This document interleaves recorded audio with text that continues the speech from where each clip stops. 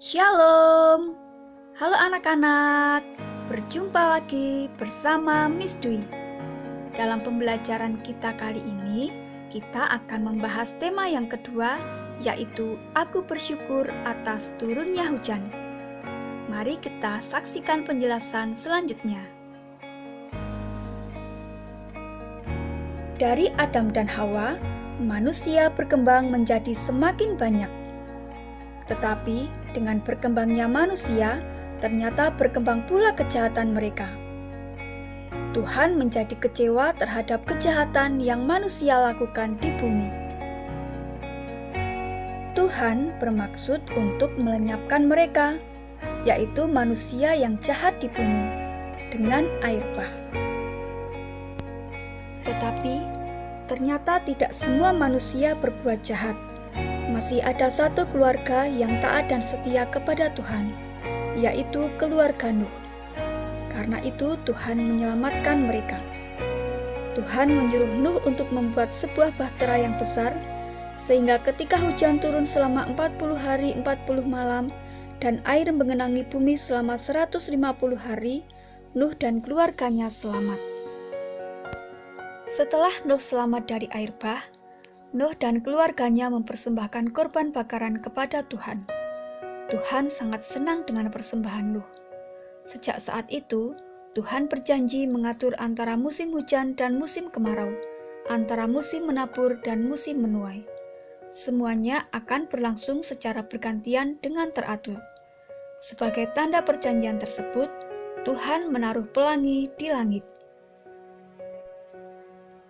Sekarang, mari kita akan belajar tentang musim yang ada di wilayah negara kita. Negara Indonesia terletak di daerah Khatulistiwa. Khatulistiwa adalah garis yang membagi bumi menjadi dua bagian. Indonesia adalah negara tropis yang memiliki dua musim, yaitu musim hujan dan musim kemarau. Beberapa negara seperti di Cina, Jepang, Korea Selatan, Amerika Serikat, dan lain sebagainya memiliki 4 musim, yaitu musim dingin, musim hujan, musim panas, dan musim gugur. Semua musim adalah pemberian dari Tuhan. Semua musim yang Tuhan ciptakan bermanfaat bagi makhluk hidup.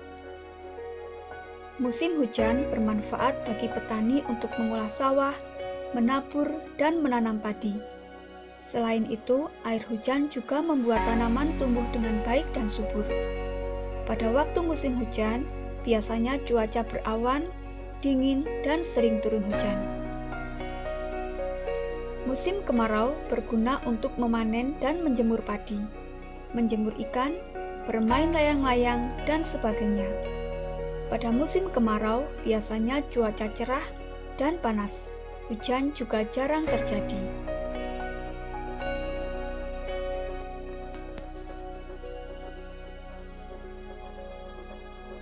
Kita sepatutnya menerima musim pemberian Tuhan dengan penuh rasa syukur, dan kita manfaatkan semua musim dengan baik, benar, dan bertanggung jawab.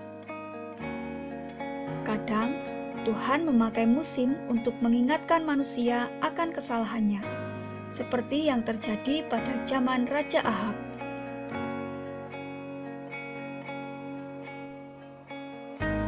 Hal apa yang terjadi pada pemerintahan Raja Ahab? Pada zaman Raja Ahab memerintah bangsa Israel, Raja Ahab mengajak umat menyembah dewa Baal atau patung. Tuhan sudah sering mengutus Nabi Elia untuk mengingatkan Raja Ahab untuk bertobat. Tetapi Raja Ahab tidak mau mendengarkan.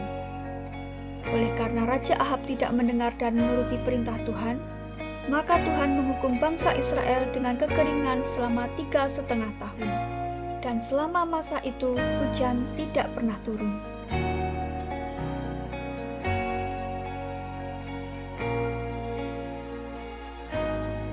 Pada akhir masa kekeringan, Nabi Elia naik ke puncak Gunung Karmel.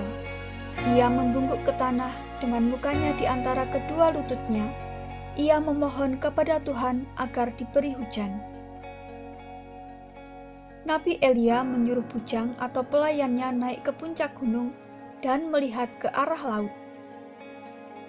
Ketika bujangnya melihat ke arah laut, ternyata belum ada apapun yang menandakan bahwa hujan akan turun. Tetapi, ketika bujangnya melihat ke arah laut yang ketujuh kalinya, tampaklah awan kecil sebesar telapak tangan. Dari awan kecil itulah, dalam sekejap mata, langit menjadi kelam dan kemudian turunlah hujan yang lebat. Anak-anak, kita telah mempelajari bagaimana Tuhan berkuasa untuk mengatur setiap musim. Kesimpulan dari pembelajaran hari ini adalah semua musim adalah berkat dari Tuhan karena semua musim bermanfaat bagi kehidupan semua makhluk hidup. Melalui kisah Nabi Elia, kita belajar bahwa apabila kita percaya dan meminta kepada Tuhan dengan sungguh-sungguh, maka Tuhan pasti akan mengabulkan permintaan kita, baik pada musim hujan maupun di musim kemarau. Demikianlah video pembelajaran kali ini tentang materi Aku Bersyukur Atas Turunnya Hujan. Jangan lupa bagi yang belum subscribe channel Dwi Listi Let's Study, segera subscribe ya, supaya bisa mendapatkan video-video pembelajaran tentang materi pendidikan agama Kristen dan budi pekerti. Terima kasih, Tuhan memberkati. Shalom.